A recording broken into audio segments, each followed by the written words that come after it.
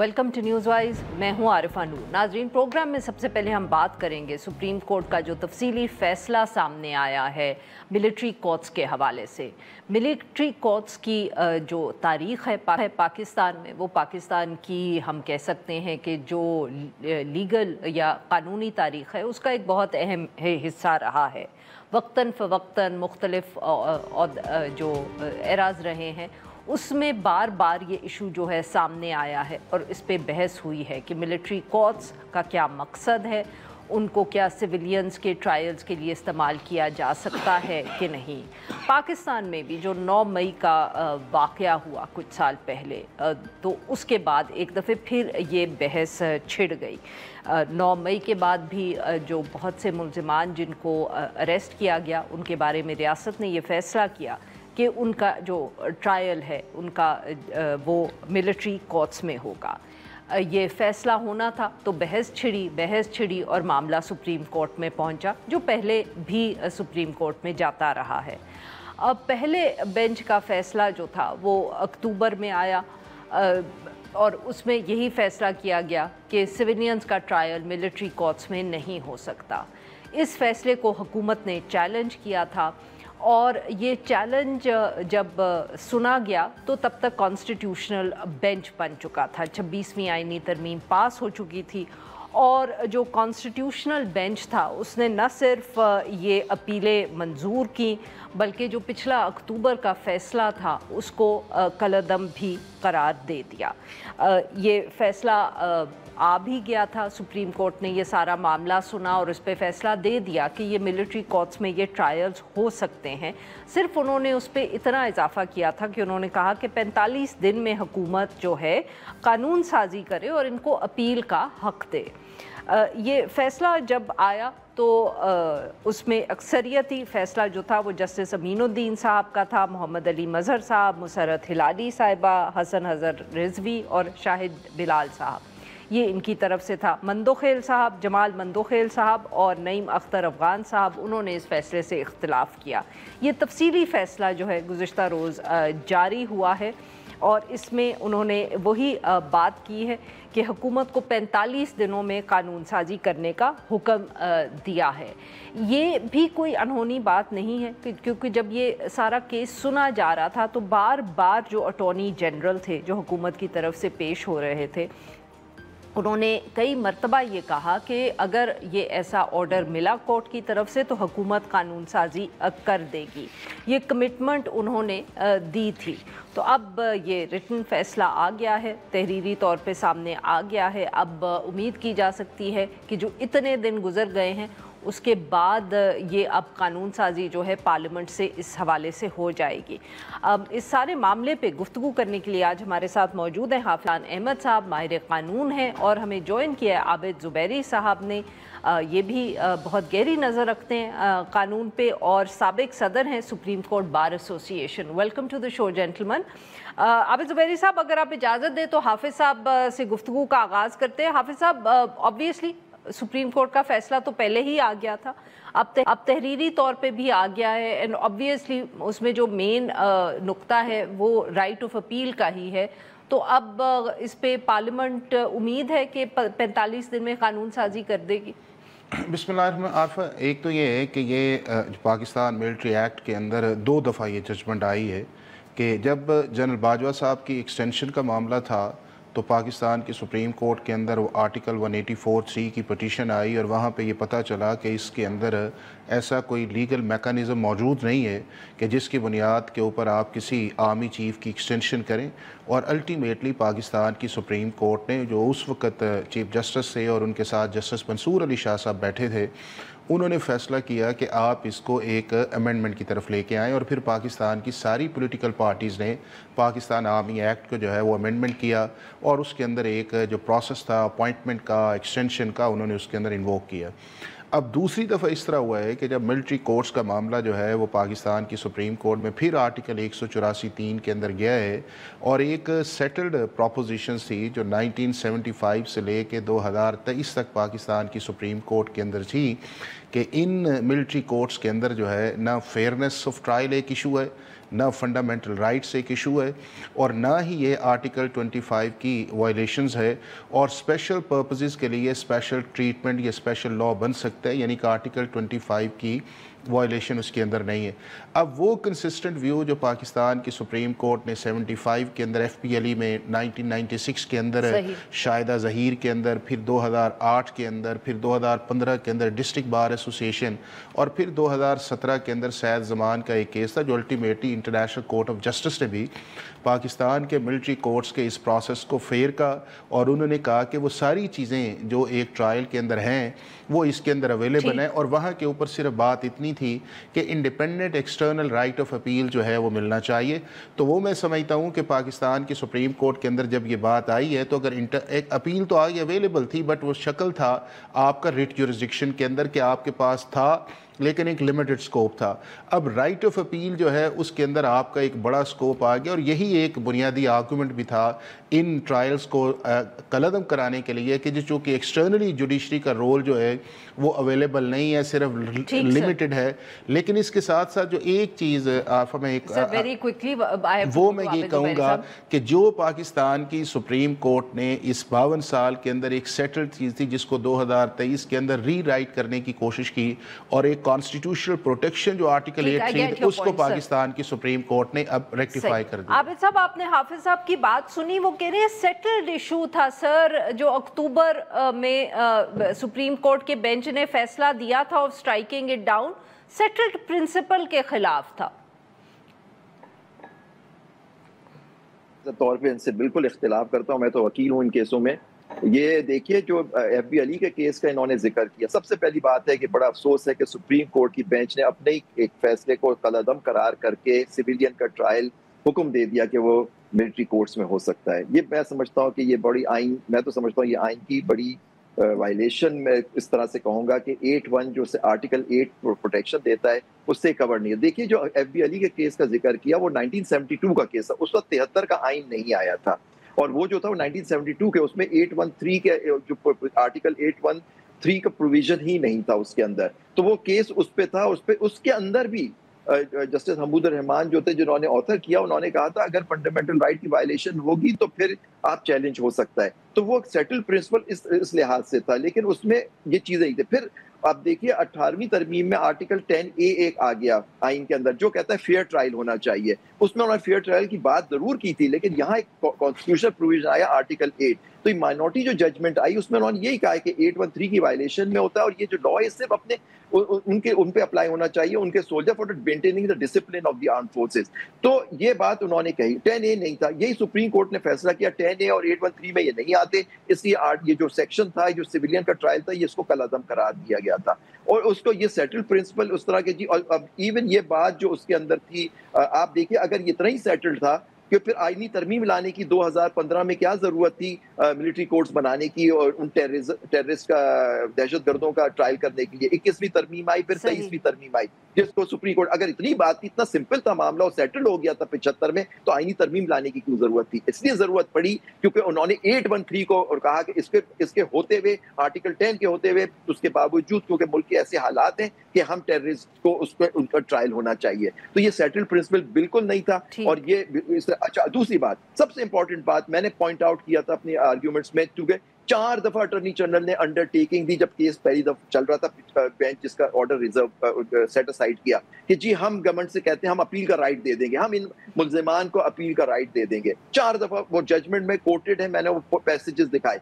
आज देखिए 45 दिन का उन्होंने टाइम दिया था, मई में फैसला आया है, आज हम हो गए सितंबर के आखिर में आ गए, 135 से 140 दिन हो चुके हैं। और अब देखिए खुद अभी ये जजमेंट्स ये देते हैं कि जी हमारा तो इख्तियार ही नहीं है, हम तो डायरेक्शन ही नहीं दे सकते सुप्रीम कोर्ट को के पार्लियामेंट को कि आप कानून साजी करें, तो किस तरह से आप करेंगे? दैट मींस सुप्रीम कोर्ट ने भी रियलाइज किया, इवन इस बेंच ने, कि जी अपील का राइट सिविल कोर्ट में, तो ये कहां से सेटल्ड प्रिंसिपल था जी?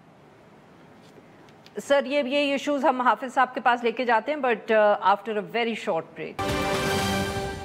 वेलकम बैक नाज़रीन, हम गुफ्तगू करें हाफिज एहसान अहमद साहब से और आबिद ज़ुबैरी साहब से, और हम उनसे बात करें जो मिलिट्री कोर्ट्स के हवाले से सुप्रीम कोर्ट का फैसला आया। हाफिज साहब आपने सुनी आबिद ज़ुबैरी साहब की बात, वो भी वो सवाल उठा रहे हैं सर कि अगर इतना ही सेटल्ड प्रिंसिपल था तो फिर क्यों APS के बाद भी मिलिट्री कोर्ट्स के लिए आईनी तरमीम करनी पड़ी? اور ایک سنسیٹ کلوز بھی ڈالا گیا ان میں. دیکھیں عرفہ، جو 2014 کے اندر جو یعنی کہ جنوری کے اندر وہ 15 میں امینڈمنٹ آئی تھی، میں سمجھتا ہوں کہ وہ اوور ایمفیسائز کیا گیا تھا اس سارے پروسیس کو کہ جی آپ ملٹری کورٹس کی ایک سنسیٹ کلاز اس کے اندر ڈال دیں. حالانکہ سویلینز کے جو ملٹری کورٹس کے اندر ٹرائل تھے وہ تو 1972 سے چل رہے تھے، اور اس کے اندر بھی جب 2015 کے اندر اس امینڈمنٹ کو جب چیلنج کر کے پاکستان کی سپریم کورٹ نے کیا تو اس وقت بھی جو پچھلے ٹرائل سے ان کو نہ انہوں نے انویلیڈیٹ کہا، نہ انہوں نے کہا کہ وہ فنڈامنٹل رائٹس کی وائلیشن ہے، نہ انہوں نے کہا کہ ڈیو پروسیس آف لاء کی وائلیشنز ہے. ساری چیزیں جو تھیں جو کہ سیٹلڈ تھیں، لیکن پارلیمنٹ نے ایک سنسیٹ کلاز ڈالی اور آگے. اب 2017 کے اندر پھر سپریم کورٹ کی ججمنٹ آئی جس کے اندر جو فیئرنس کے اوپر ہے یا کرمنل لاء کے جورسپروڈنس کے مطابق ہے. اگر وہ چیز اتنی ہی تھی تو ہماری تو عدالت کو چھوڑ دیں فار دا ٹائم بینگ. اگر دنیا کی انٹرنیشنل کورٹ آف جسٹس ہے، دنیا کے اتنے ممالک کے جج بیٹھتے ہیں اور وہ یہ کہتے ہیں کہ پاکستان کا جو کرمنل جسٹس سسٹم کے اندر ایک جو سیپریٹ میکانزم بنا ہوا ہے جو نیشنل سیکیورٹی کے میٹرز ہیں، اس کے لیے دنیا کے 40 ممالک کے اندر ملٹری کورٹس کے اندر سیولینز کا ٹرائل ہوتا ہے، اس کو انہوں نے ویلیڈیٹ کیا اس ججمنٹ کے. اور ایک بھی چیز ایسی نہیں آئی کہ اس ٹیررسٹ کو جو انڈین سپانسرڈ تھا اس کو فیئرنس نہیں ملی اس پروسیس کے اندر جو ہے، اور ہم اس کو کالعدم قرارتے. ایک ایک چیز اور ایک ایک لفظ جو ہے اس ججمنٹ کا پاکستان کی جو 2017 کی تھی اس کو انٹرنیشنل کورٹ آف جسٹس نے کہا. دوسرا اس چیز کے اندر ہے جس طرح میں نے کہا کہ سیٹل چیزیں وہ ہیں کہ اگر یہ سیٹل چیزیں نہ ہوتی جس طرح میں نے 52 سال کے اندر کہا ہے تو کیا پاکستان کی سپریم کورٹ میں وہ آج تک یہ میٹر نہیں گیا تھا؟ انہیں آرٹیکل 83A جو ہے جس کے اندر امیونٹی ہے وہ پاکستان کی سپریم کورٹ نے کبھی الٹرا وائرس کیا. اور یہ جو چیزیں ہیں کہ 1972 کے اندر کیس تو 1975 میں ڈیسائیڈ ہوا جب آپ کا 1973 کا کانسٹیٹیوشن آ گیا اور 270 آرٹیکل تھا کہ جتنے بھی پچھلے لاز تھے آپ نے اس کو پروٹیکشن دی، اور اس کے بعد آپ نے 83A جو ان کو وہ کیا. اب جب وہ ججمنٹ دے رہے تھے تو چلیں ایک اور آگے چلے جاتے کہ جب ایک لارجر بینچ نے ججمنٹ دی جو آپ کا 5 سے تھا تو 2023 کے اندر ویٹ کر لیتے کہ اگر 4-1 سے ججمنٹ آئی ہے اس سے بڑی چیزوں کو کر لیتے. کیا آرٹیکل 184(3) کے اندر جا کے اس جوڈیشل ایکٹیویزم کو اس لیول پہ جانا تھا کہ ہم فیصلہ کریں گے کہ آرٹیکل 83 ہے یا نہیں ہے، کہ جب کلیئر لینگویج پارلیمنٹ کی ہے اور آپ سے بڑے بینچز اس کا فیصلہ کرتے رہیں. اور فائنلی اس چیز کے اندر عارفہ یہ ہے کہ پاکستان کی سپریم کورٹ نے جو ہے یہ ایک کیس تو نہیں ہے آپ کے سامنے آئے نا، پچھلے 10-12 سال کے اندر آپ دیکھیں کہ انہوں نے ری انوینٹ کرنے کی کوشش کی. یسر رضا گیلانی کا کیس دیکھ لیں، نواز شریف کا پاناما کیس دیکھ لیں، کہاں لکھا ہوا ہے کانسٹیٹیوشن کے اندر کہ سپریم کورٹ جو ہے وہ 184(3) کے اندر کر سکتی ہے.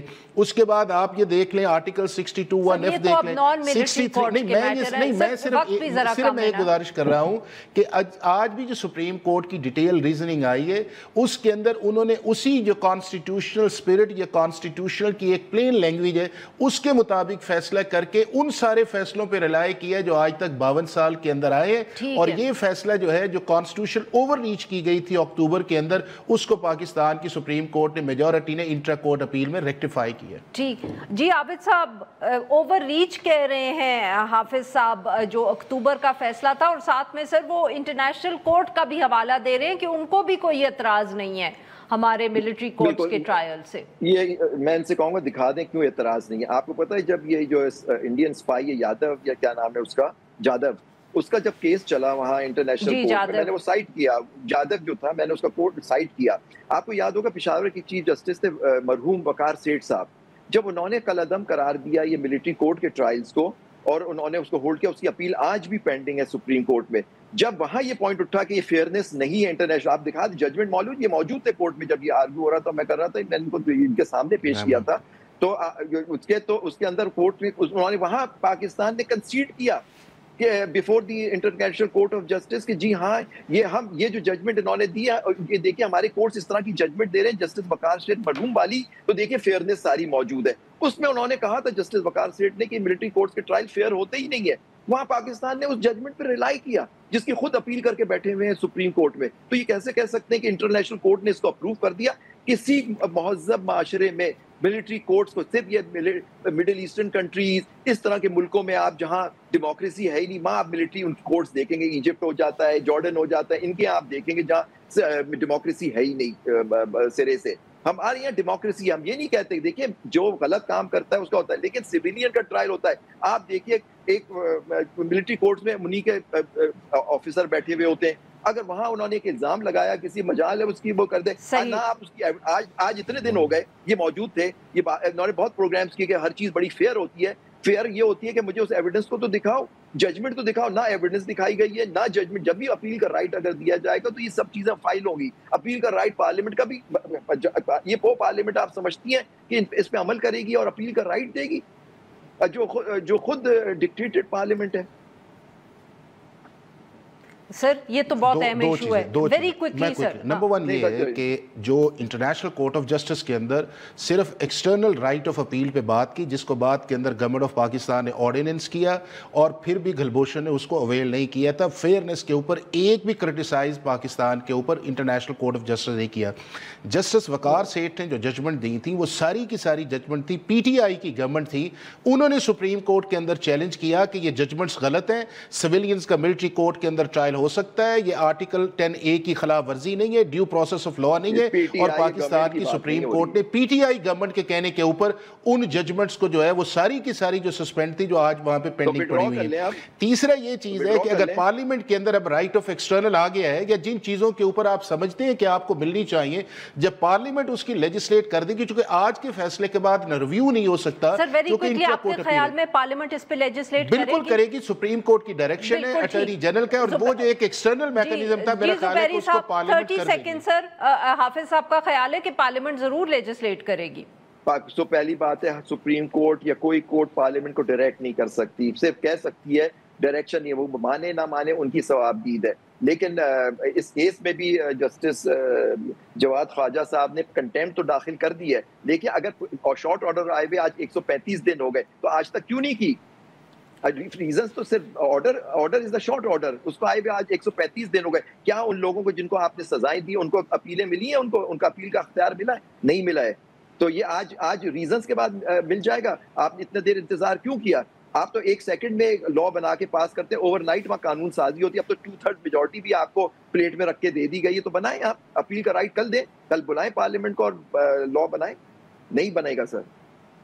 बहुत बहुत शुक्रिया हमारे दो मेहमानों का, उन्होंने ये वक्त निकाला। नाजरीन यहाँ पे लेते हैं एक छोटी सी ब्रेक। जब हम ब्रेक से वापस आएंगे तो हम बात करेंगे जो इस वक्त यूनाइटेड नेशंस का इजलास जो है वो न्यूयॉर्क में जारी है, और वहाँ सदर ट्रंप की मुसलमान ममालिक के जो सदूर हैं और प्राइम मिनिस्टर्स हैं उनसे मुलाकात होगी, जिनमें शहबाज शरीफ साहब भी उनसे मुलाकात करेंगे। वेलकम बैक नाजरीन। प्रोग्राम के इस हिस्से में हम जिक्र करेंगे इस वक्त जो यूनाइटेड नेशंस का इजलास जो है वो जारी है, बहुत अहम इजलास है। पाकिस्तान से वज़ीर आज़म शहबाज शरीफ साहब जो हैं वो भी ये 80th जो इजलास है इसमें शिरकत के लिए अमेरिका पहुंच गए हैं, और ये भी कहा जा रहा है कि उनकी वहाँ जो अमेरिकन सदर हैं डोनाल्ड ट्रंप साहब उनसे मुलाकात भी होगी। इजलास जारी है, थोड़ी देर पहले ही सदर डोनाल्ड ट्रंप जो है उन्होंने वहाँ तकरीर अपनी की, जिसमें उन्होंने अपनी हुकूमत की भी जो कामयाबियां हैं उनका ज़िक्र किया। इसके साथ साथ उन्होंने एक दफ़े फिर ये बात दोहराई कि किस तरह उन्होंने पूरी दुनिया में 7 जंगें रुकवाई हैं, जिनमें से एक जो पाकिस्तान और भारत की जंग थी, वहाँ भी उन्होंने सीज़ फायर करवाया।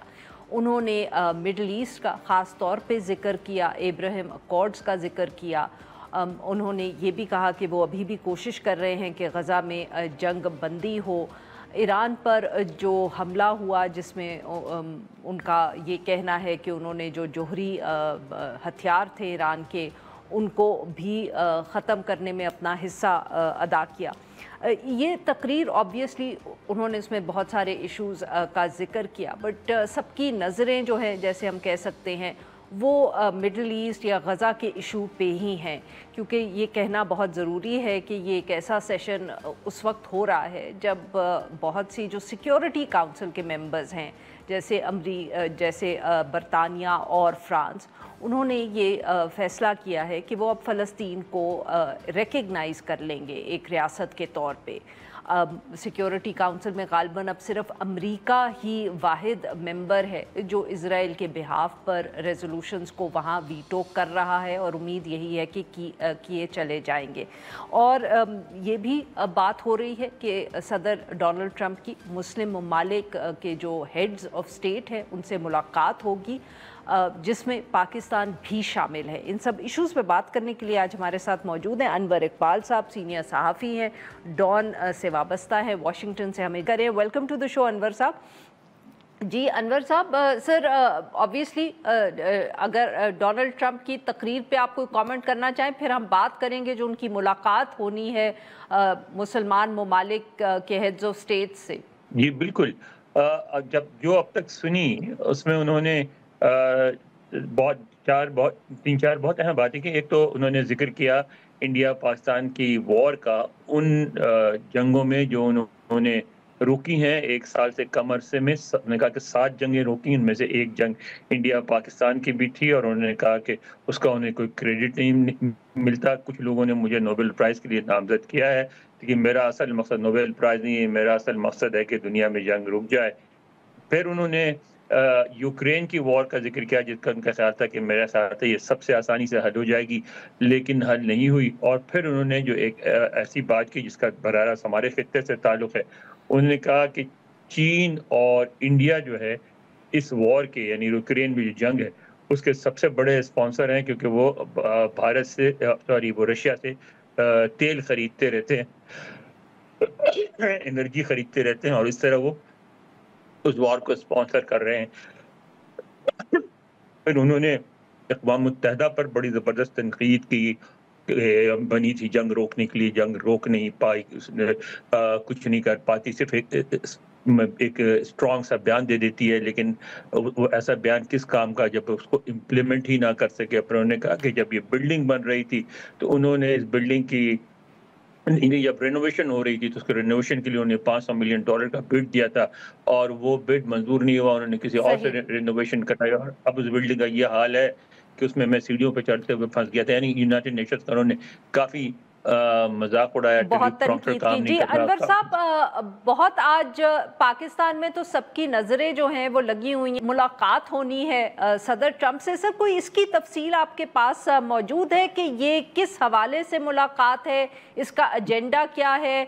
कहा यह जा रहा है कि सब हेड्स ऑफ स्टेट की एक वक्त में मुलाकात होगी। जी बिल्कुल, अभी ये जो मुलाकात है वो तो ज़ाहिर है बायलैटरल नहीं है, मल्टीलैटरल मीटिंग है, और उसके बारे में जो देखें इस पे कोई ऑफिशियल ब्रीफिंग तो ना अमेरिकियों ने की है, ना इन मुल्कों ने की है, ना पाकिस्तान ने की है। उसकी मेन वजह तो शायद ये है कि अमेरिका के अलावा किसी को पता नहीं कि सदर ट्रंप इसमें क्या बात करेंगे।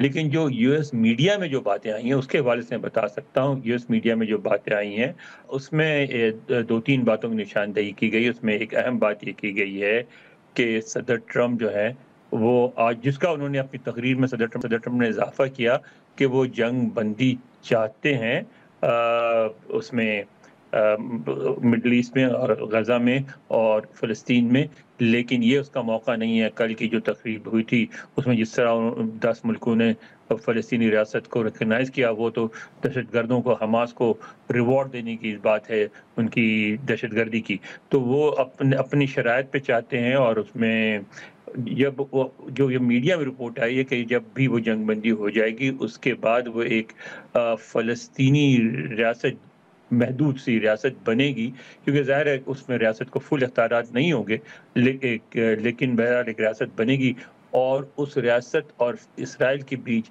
जो अमन कायम रखने के लिए जो फ़ौज बनाई जाएगी, पीस कीपिंग फ़ौज, उसमें अक़वाम मुत्तहिदा के अंडर वो काम करेगी, और उसमें इन मुस्लिम ममालिक के फ़ौजी शामिल होंगे। तो वो इस पे बात करना बहुत चाहते हैं। शुक्रिया अनवर इकबाल साहब, आपने हमारे लिए वक्त निकाला। नाजरीन, यहाँ पे लेते हैं एक छोटी सी ब्रेक से वापस आएंगे तो हम बात करेंगे जो लाहौर में सहाफ़ियों के खिलाफ केसेस रजिस्टर हुए हैं। वेलकम बैक नाजरीन, प्रोग्राम के इस हिस्से में हम जिक्र करेंगे सहाफ़त का। लाहौर में मीडिया रिपोर्ट्स के मुताबिक जो नेशनल क्राइम इन्वेस्टिगेशन एजेंसी है उसने लाहौर के काफ़ी सहाफ़ियों को जो है वो नोटिस जारी किए हैं। इन सहाफ़ियों में लाहौर प्रेस क्लब के जो सदर हैं अरशद अंसारी साहब वो भी शामिल हैं और कुछ क्राइम रिपोर्टर्स भी। इन सब सहाफ़ियों में नोटिस पे यही इल्ज़ाम लगाया गया है कि वो पुलिस को बदनाम करने की कोशिश कर रहे हैं, इसलिए वो पेश होकर अपनी सफाई दें। ये जो नोटिस था इसमें 22 सितंबर को उनको पेश होने का कहा गया था और ये जो नोटिसेस हैं ये पीका और इस तरह के क़वानीन के तहत जारी किए गए हैं। हुकूमत की तरफ से भी इस पर बयान आया जिस पे उन्होंने कहा कि उनका इन नोटिसेस से सारे मामले से कोई ताल्लुक़ नहीं है। सूबाई वज़ीर इत्तलात अज़मा बुखारी साहिबा ने बल्कि ये भी कहा कि वो कोशिश करेंगे कि हुकूमत कोशिश करेगी कि पुलिस और जो सहाफ़ी हैं वो आपस में बैठ के इस मामले पे बात कर लें। इस इशू पे गुफ्तगू करने के लिए आज हमारे साथ मौजूद हैं अरशद अंसारी साहब, सदर हैं लाहौर प्रेस क्लब के। Welcome to the show Arshad साहब। जी अरशद अंसारी साहब, क्या मामला है, क्या पुलिस को इतना नाराज़ कर दिया आप लोगों ने, क्राइम रिपोर्टर्स ने, कि उन्होंने आपको ये नोटिसेस इशू कर दिए हैं? शुक्रिया सबसे पहले आपका कि आपने प्रोग्राम में इनवाइट किया। नहीं, ऐसी बात नहीं है कि हमने किसी को नाराज़ किया। देखें, अगर ये समझते हैं कि पुलिस के हमने अपना दिखाना नहीं है, अपना हमने कलम चलाना नहीं है, हमने बात नहीं करनी है, तो फिर सिर्फ इनकी कार्रवाई छापनी है, चलानी है, तो फिर ये तो कोई रिपोर्टिंग ना हुई। मैं समझता हूँ कि ये जो अभी आपने बात की है NCCIA की, नेशनल साइबर कि ये क्राइम इन्वेस्टिगेशन एजेंसी जो इन्होंने बनाई है, नहीं, अब देखें ना, पेका एक ऐसा ड्रैकोनियन लॉ है, ऐसा काला कानून है जिसके जब ये इसकी अमेंडमेंट्स अभी 2025 में जब आई तो हमने तो इसके खिलाफ बड़े एहतजाज किए, मुजाहरे किए, और इसमें तमाम जॉइंट एक्शन कमेटी शामिल थी। इसमें APNS है, इसमें PBA है, अमेंड है, PFUJ है, CPNE है, इसमें 5 बड़ी तंजीमें जो है वो शामिल हैं। और हमने इसकी काफ़ी हम तो ऐसे कवानीन, काले कानून को नहीं मानते जिसमें के सहाफ़ियों पर या आज़ादी इज़हार या आज़ादी सहाफ़त पर कोई कदर लगाने की कोशिश करें। हम किसी ऐसे कानून को नहीं मानते और ना ही ऐसे कवानीन जो है होने चाहिए। माफ करिएगा, मैं आपकी बात यहाँ काट रही हूँ। पीका पे तो हम बात करते ही रहते हैं, आज दोबारा भी करेंगे, बट सर पहले ये बताएं कि जितने आप लोगों को ये नोटिस मिला है, क्या ये मुख्तलिफ कहानियाँ हैं? कोई तफसील बताई है कि एतराज़ किस चीज़ पे है? क्या कोई कहानियों का उसमें रेफरेंस दिया गया है? कोई कमेंट्स हैं जो आप लोगों ने किए हैं, या सिर्फ एक जनरल सा नोटिस आ गया है कि आप लोग बदनाम करने की कोशिश करें? चले इस पे आ जाते हैं। जो हमें नोटिसेस NCCIA की तरफ से मिले, अजीजुल्लाह खान साहब एक रिटायर्ड कोई DSP हैं, ये पहले बहुत वीलॉग करते थे पुलिस के खिलाफ भी। अच्छा, हमारे क्राइम रिपोर्टर्स हैं, ये सारे बड़े सीनियर क्राइम रिपोर्टर्स हैं और तमाम बड़े टीवीज़ पे काम करने वाले लोग हैं। ये जब पुलिस से कोई मामला ऐसे बने तो इन्होंने ये बंदा हायर किया, मेरा ख्याल है बंदा हायर ही किया होगा। इन्होंने एक ऐसे गलीज इल्ज़ामात लगाए क्राइम रिपोर्टर्स पे, मुस्तमीद के उस पर वीलॉग्स पे 3-4 वीलॉग्स किए। अच्छा, हम तमाम जो 5 क्राइम रिपोर्टर्स थे, ये अपनी एप्लीकेशंस लेके NCCIA के दफ्तर में लाहौर चले गए, सारे प्रूफ दिए कि ये हमें बताएं कि ये कौन लोग हैं, इनको बुलाएं, इस बंदे को बताएं कि ये इस किस्म की गलीज बातें जो कर रहा है। अच्छा, हुआ ये है कि उनको तो बुलाया नहीं गया और रातों रात ये कोई पुलिस की और NCCIA की गठजोड़ थी, रातों रात सबको नोटिस सर्व हो गए और मुझे सैटरडे वाले दिन, हफ्ते को छुट्टी वाले दिन हुआ और मुझे ये कहा गया कि मैं ये कराने वाला हूँ। मैंने किया नहीं, मैं करवा रहा हूँ। देखिए, बात ये है कि हम भी गए, हमारी तो दरखास्तें एंटरटेन हुई नहीं, उस पर तो नोटिस हुआ नहीं, सिर्फ नोटिस हुआ उनका, और ये इनका आपस में गठजोड़ था NCCIA का और पुलिस का।